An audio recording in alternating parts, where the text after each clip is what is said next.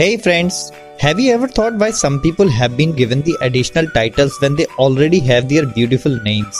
Like Sachin Tendulkar is called Master Blaster, William Shakespeare, Bard of Avon, Lata Mangeshkar, Swar Kokila, Sardar Vallabhbhai Patel, the Iron Man of India, Milkha Singh, the Flying Sikh. Okay, one more question. Why do we use tongue twisters like she sells seashell by the seashore?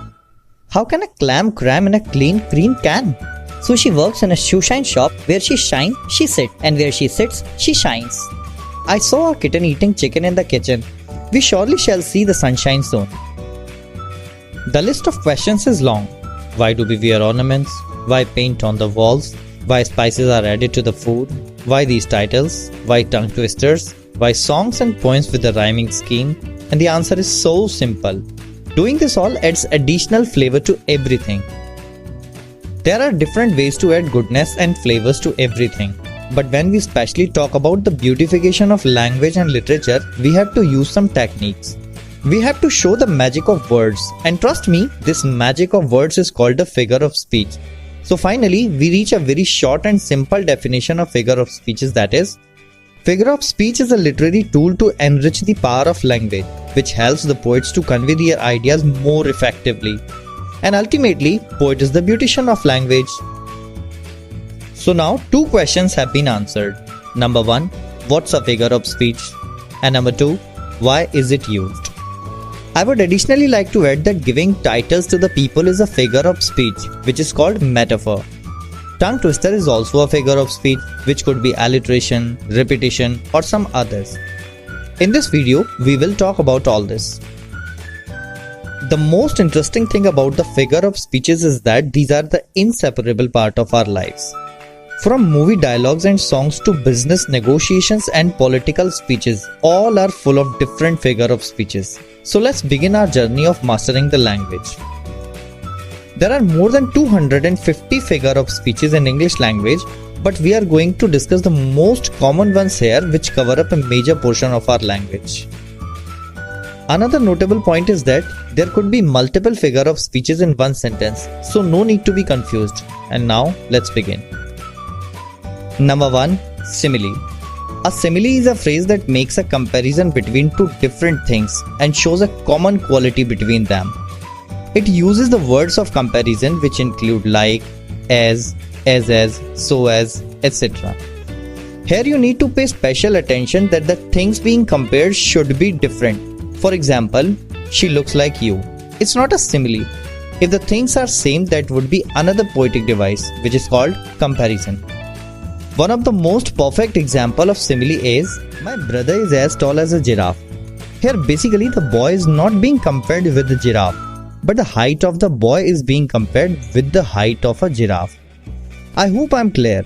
Some other examples include as cute as a kitten, as funny as a monkey, as light as a feather, as cold as ice, as innocent as a lamb. Number 2, metaphor. It's an advanced form of simile, because simile makes a comparison, but metaphor makes a declaration. It says that one thing is another. It does not say that he is as brave as a lion. It declares that he is a lion. So, metaphor is a figure of speech in which something is spoken as being something else, even though it is not that something else. Words of comparison are not used in it. Example, your brain is a computer. One more example includes, if your parents are scolding you by saying owl or monkey or so on, trust me, they are giving you the most perfect examples of metaphor. Number 3, personification. Personification basically means assigning human qualities to non-humans. They may be abstract ideas, non-living things, and animals also. So let's frame a definition. Personification is a literary device that gives human-like characteristics to non-human entities. Usually there remains a confusion that animals are already living beings. So can their walking and talking be said to be the personification? The answer is yes. Let's dive deeper. When animals are given human qualities, it is basically called the anthropomorphism. But anthropomorphism is also a part of personification. So, it can rightly be called personification. A few more examples of personification are lightning danced across the sky, My alarm clock shouts at me to get out of the bed every morning. The moon played hide and seek with the clouds. She did not realize the opportunity was knocking at her door. The popcorn leapt out of the bowl. Our next two figure of speeches, paradox and oxymoron, are closely similar, but let's try to differentiate them. Number 4. Oxymoron. It is basically the combination of two Greek words. Oxy means sharp, moron means dull. When something is sharply dull, it is oxymoron. So finally, an oxymoron is a figure of speech containing words that seem to contradict each other. For example, living death, seriously funny, original copies, small crowd, exact estimate. Let's see a few sentences as well. A few more examples include, this is another fine mess you have got us into. The work was seriously funny. You are clearly confused, man. Her singing was enough to raise a living death. The trip is really a working holiday. Number 5. Paradox. The word paradox comes from a Greek word paradoxon, which means contrary to expectations and existing belief.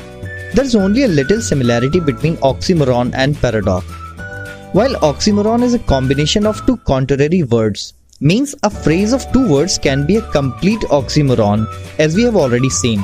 And paradox is a complete sentence having the contrary ideas which may seem to be true. For example, truth is honey which is bitter. So with this example, we reach a conclusion that a paradox is a self-contrary statement having some hidden meaning.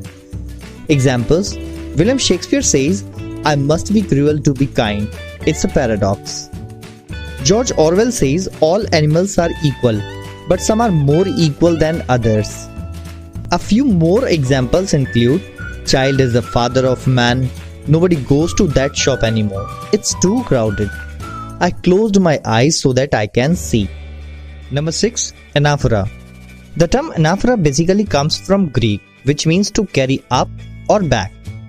Imagine that you are tired of your friend who's making the same mistakes over and over.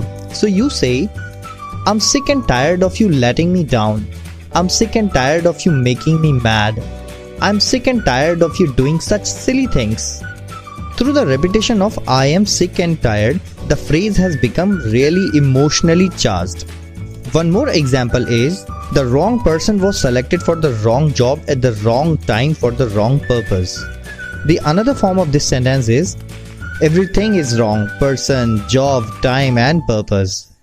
In order to emphasize something wrong, the writer has repeated the word the wrong. So with this discussion, we reach a conclusion that the deliberate repetition of the first part of a sentence in order to achieve an artistic effect is known as anaphora.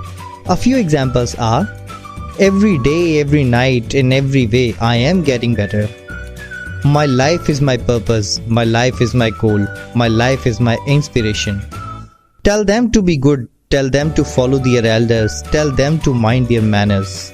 Some say the world will end in fire. Some say in ice. You better be nice to my friends. You better leave them alone.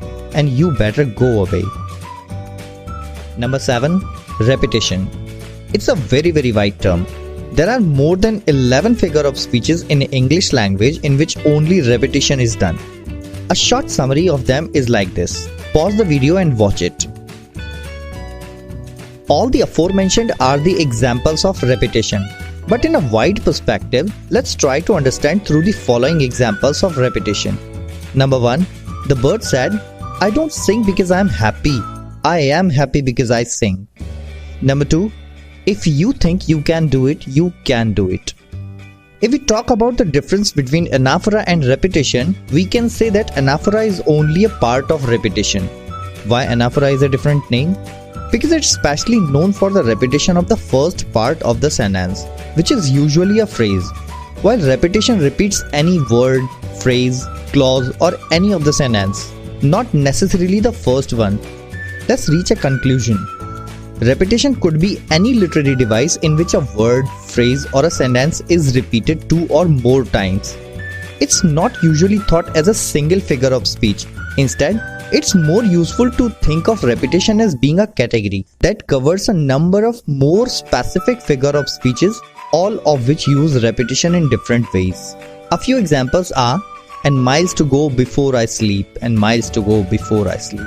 Number 2, the boss said, don't come late, don't leave early, and don't delay your work. Number 3, I feel happy because I saw the others were happy, because I knew I should feel happy, but I wasn't really happy. Number 8, alliteration. All the examples of tongue twister which I gave you in the beginning of this video are the perfect examples of alliteration. If the vowel sound is being repeated, the figure of speech is assonance. If the consonant sound is being repeated, it is consonance. So assonance and consonance both are the parts of alliteration. Let's frame a definition of alliteration. Alliteration is a figure of speech in which the same sound is repeated in a group of words. Here you need to pay special attention that alliteration is the repetition of sounds, not just letters.